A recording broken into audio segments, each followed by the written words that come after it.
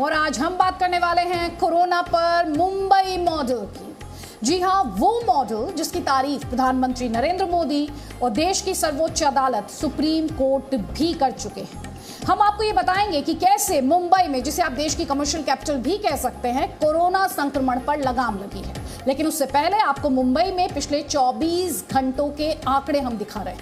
मुंबई में पिछले 24 घंटों की बात करें तो 2403 नए केसेस कोरोना संक्रमण से पिछले 24 घंटों में 86 लोगों की मौत हुई, जबकि 3375 मरीज ठीक हुए। ये मुंबई में रिकवरी रेट लगातार बढ़ रहा है, अच्छी बात है। और आपको ये बता दें, अब ये रिकवरी रेट 91% तक पहुंच चुका है। दौड़ती भागती दिन रात जागती मुंबई को कोरोना काल में ग्रहण लग गया। जो मुंबई कभी सोती नहीं थी, एक झटके में जो जहां था वहीं थम गया। रोजाना कोरोना के बढ़ते मरीजों ने प्रशासन की नींद उड़ा दी। मुंबई में बढ़ते कोरोना मामलों की चर्चा देश भर में होने लगी। लेकिन यही वो दौर था जब मुंबई ने अपना जज्बा दिखाया। मुंबई ने कोरोना से लड़ने के लिए कुछ खास तरीके निकाले, जिससे देश की आर्थिक राजधानी में कोरोना के मामले कम होने लगे। दरअसल सुप्रीम कोर्ट ने बुधवार को कोरोना मामले पर सुनवाई के दौरान सुझाव दिया कि दिल्ली में भी वैज्ञानिक तरीके से इसका वितरण हो। दिल्ली को मुंबई से सीखना चाहिए। पहले हम आपको मुंबई में कोरोना के कम होते आंकड़े दिखाते हैं। 4 अप्रैल को मुंबई में कोरोना के 9090 मरीज मिले। 10 अप्रैल को ये आंकड़ा 9200 हो गया। 17 अप्रैल को मुंबई में कोरोना के 8834 नए मामले मिले। 24 अप्रैल को मुंबई में कोरोना के नए मामले कम होकर 5888 हो गए। वहीं 30 अप्रैल को मुंबई में कोरोना के 3888 नए मरीज मिले, जबकि 5 मई को मुंबई में ये संख्या 3882 हो गई। यानी हर हफ्ते मुंबई में कोरोना के नए मामले कम होते चले गए। आगे हम आपको बताएंगे कि आखिरकार मुंबई, जो कोरोना का हॉटस्पॉट बन गया था, वहां इतनी तेजी से हालात कैसे बदले। लेकिन उससे पहले आप ये जानिए कि मुंबई में कोरोना को रोकने की तारीफ सुप्रीम कोर्ट के अलावा पीएम मोदी ने भी की है। मुंबई में कोरोना को रोकने के लिए वहां के लोकल प्रशासन ने जिस सुचारू और संगठित तरीके से काम किया, उसकी प्रशंसा कई संस्थानों ने भी की है। यहाँ तक कि दूसरे राज्यों में भी इस बात पर जोर दिया जा रहा है कि इसे मॉडल के तौर पर अपनाकर देश भर में कोरोना को रोका जाए। कोरोना रोकने को लेकर जो सबसे अहम मंत्र है, मुंबई में वही किया गया। सबसे पहले ब्रेक द चेन के तहत लॉकडाउन लगाया गया, फिर टेस्टिंग और वैक्सीनेशन पर जोर दिया गया और जल्द से जल्द संक्रमित लोगों को एडमिट करके हालात संभाले गए। अंकुर त्यागी के साथ ब्यूरो रिपोर्ट, जी मीडिया। तो हम आपको लगातार दिखा रहे हैं किस तरह से मुंबई में ब्रेक द चेन फॉर्मेट को फॉलो किया गया, तो उसका नतीजा आज हर कोई देख पा रहा है। नतीजा यही कि पूरे देश में मुंबई मॉडल की तारीफ हो रही है। इस मॉडल को और तफसील से और डिटेल से आपको समझाते हैं, क्योंकि इसी की मदद से बीएमसी महामारी पर काबू पाने में जुटी हुई है और काफ़ी हद तक कामयाब होती, जैसे कि आंकड़े हमने आपको बताए, दिखाई देती है। और डिटेल्स हैं मेरे सहयोगी अंकुर त्यागी की रिपोर्ट।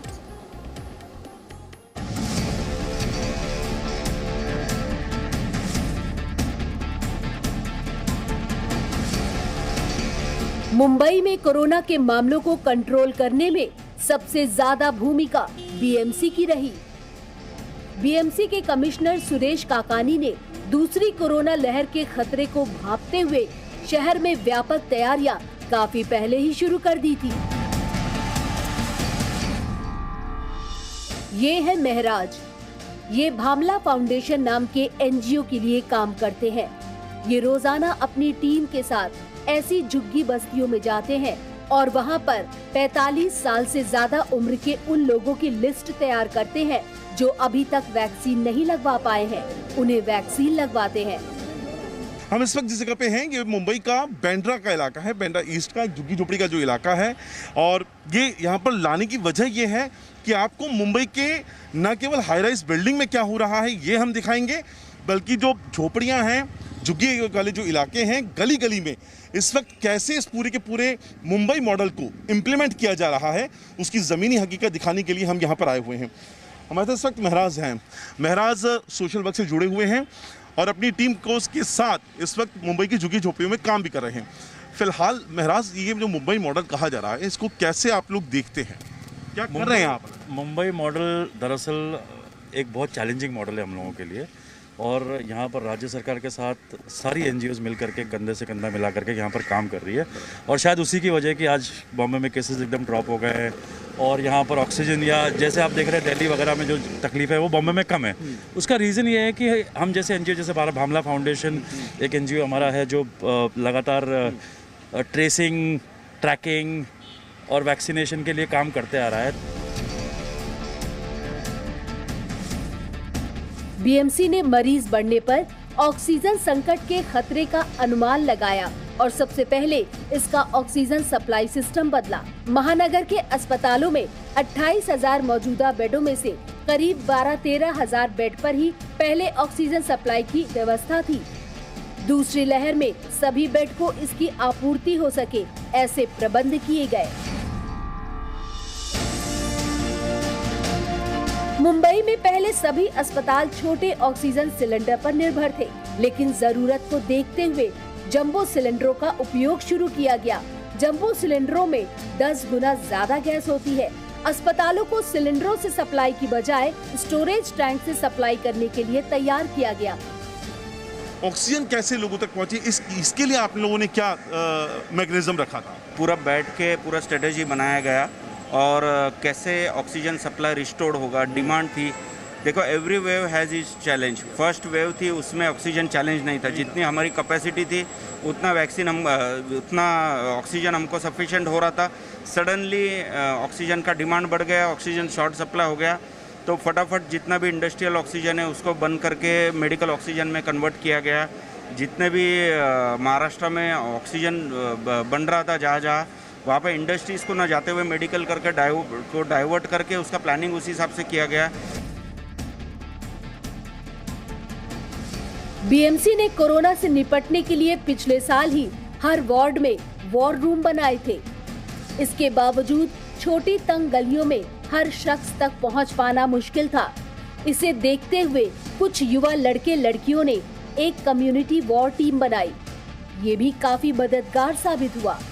कोरोना की लड़ाई में जिस मुंबई मॉडल की बात सुप्रीम कोर्ट कर रहा है उसका एक बड़ा हिस्सा है, वो है वॉर रूम का। अक्सर आपने देखा होगा बीएमसी के अपने अपने वार्ड में बीएमसी ने वॉर रूम्स बनाए हैं, लेकिन सिर्फ बीएमसी के वॉर रूम इस काबिल हैं कि क्या पूरे मुंबई को कवर अप किया जा सके? उसका जवाब ढूंढने के लिए हम यहाँ पर आए हैं। और आप ये जो देख रहे हैं पूरे यंगस्टर्स की पूरी टीम है जो कम्युनिटी बेस्ड वॉर रूम बना चुकी हैं। इनके पास डेटा होते हैं, ये अलग अलग अपने तरीके से कौन से हॉस्पिटल में कितने बेड्स खाली हैं, आईसीयू बेड्स कितने हैं, वेंटिलेटर्स कितने हैं, ऑक्सीजन का कहाँ मिल पा रही है, ऑक्सीजन सिलेंडर कहाँ मिल पा रहे हैं, ये पूरा सिस्टम कम्युनिकेट करने के लिए ये वॉर रूम सेटअप किया गया है। सर, आप बताइए सिस्टम काम कैसे करता है और आपके दिमाग में कैसे आया कि आपको बीएमसी के वॉर रूम के अलावा ये कम्युनिटी वॉर रूम की जरूरत है? दिमाग में आया कि इतनी रिक्वेस्ट आ रही है, हमें कॉल सेंटर जैसे ना एक हेल्पलाइन नंबर रख दे हुए, तो जिसको भी जो रिक्वेस्ट है वो हमें कॉल करते हैं एंड हम लोग प्रोवाइड कर देते हैं।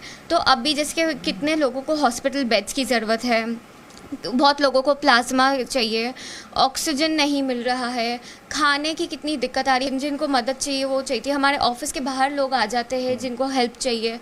तो यही सोच के है ना हम बोले कि एक है ना कॉल सेंटर रख देते हैं, तो ये और आसान हो जाता है। मुंबई में बहुत पहले ही रेमडेसिविर इंजेक्शन की जरूरत का अंदाजा लगाया गया और 2 लाख इंजेक्शनों का टेंडर निकाल दिया गया था। इससे किसी भी सार्वजनिक अस्पताल में इसकी कमी नहीं हुई। मुंबई के सभी अस्पतालों में 80% बेड कोविड मरीजों के लिए रिजर्व कर दिए गए। कोरोना के खिलाफ लड़ाई में मुंबई आगे बढ़ रही है और अब महामारी हारती दिख रही है। यानी मुंबई ने एक बार फिर जज्बा दिखाया है। मुंबई की जिंदादिली बरकरार है। अंकुर त्यागी के साथ ब्यूरो रिपोर्ट, जी मीडिया, मुंबई। तो ये रिपोर्ट जिसमें हमने आपको बताया वो मुंबई मॉडल जिसकी हर तरफ तारीफ हो रही है। तो यहाँ पर समझने वाली बात ये भी है कि महाराष्ट्र के दूसरे शहरों में लगातार लोग कोरोना नियमों का उल्लंघन कर रहे हैं। महाराष्ट्र के सबसे संक्रमित रहे नागपुर में लोग लॉकडाउन तोड़ते दिखे। पाबंदियों के बावजूद बड़ी संख्या में लोग बाजारों में दिखाई दे रहे हैं। कई लोग तो मास्क भी नहीं लगा रहे हैं। जी हाँ, मास्क के बगैर ही घूमते दिखाई देते हैं और सोशल डिस्टेंसिंग के नियमों की धज्जी उड़ाई जा रही है, तोड़ा जा रहा है। तो कोरोना के खिलाफ लड़ाई में सोशल डिस्टेंसिंग के नियम की बात होती है, वो तोड़ा जा रहा है। मास्क को सबसे बड़ा प्रोटेक्शन बताया जाता है, बचाव बताया जाता है। बिना मास्क के लोग घूम रहे हैं, बड़ी संख्या में घूम रहे हैं और ये चिंता बढ़ाने वाला है।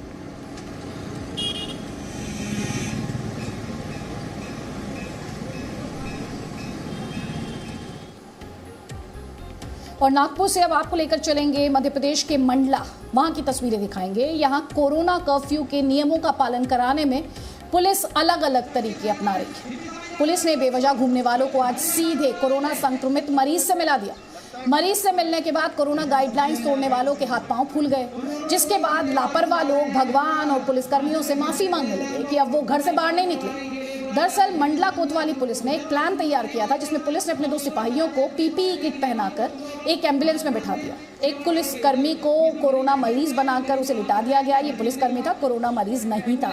जिसके बाद बेवजह घूमने वालों को पकड़कर सीधे एम्बुलेंस में बैठे कोरोना संक्रमित मरीज से मिला दिया। फिर क्या था, आप जैसे ही बेवजह घूमने वाले संक्रमितों की, मुझे कहना चाहिए जो बेवजह घूम रहे थे बाहर, संक्रमित को देखते ही उनकी सांसें फूलने लगी और उनके तेवर भी बदल गए।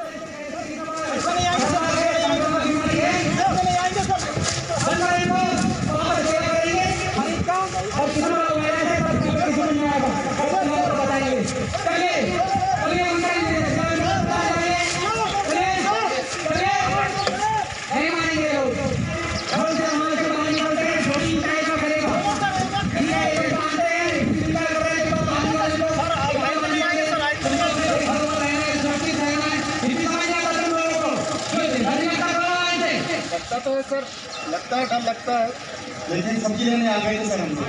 तुम लोगों को कितने बार समझा रहे हैं, पूरा शासन के दिशा निर्देश है, हमको पूरा पालन करवाने के लिए बोला जा रहा है, फिर भी समझ नहीं आ रहा तुम लोगों को। चलो तुम लोग नहीं मानते हो ना, हम लोगों को बताते हैं पुलिस वाले, लेकिन नहीं मानते हो तुम लोग हॉस्पिटल में सेवा करोगे। जब इसमें मरीज रखे हुए हैं, मरीज वहाँ पर जाएंगे भर्ती होने के बाद एम्बुलेंस से इनको भर्ती करेंगे,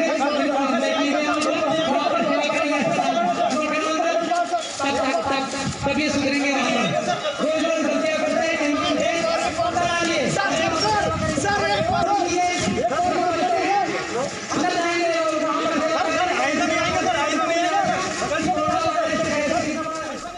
यहाँ पर सोचने वाली बात है, पुलिस को ये सब इस तरह से क्यों समझाना पड़ रहा है। सब लोग जानते हैं देश लड़ रहा है एक युद्ध कोरोना के खिलाफ, जिसमें मास्क पहनना, सोशल डिस्टेंसिंग के नियमों का पालन करना, आप घर में हैं तो ज़्यादा सेफ हैं, आप सावधानी ही बचाव है, ये सब बातें तो हम सभी जानते हैं। तो फिर किसी तरह की लापरवाही क्यों बढ़ती जा रही है। Presenting B News app available on Google Play and App Store. Download it now.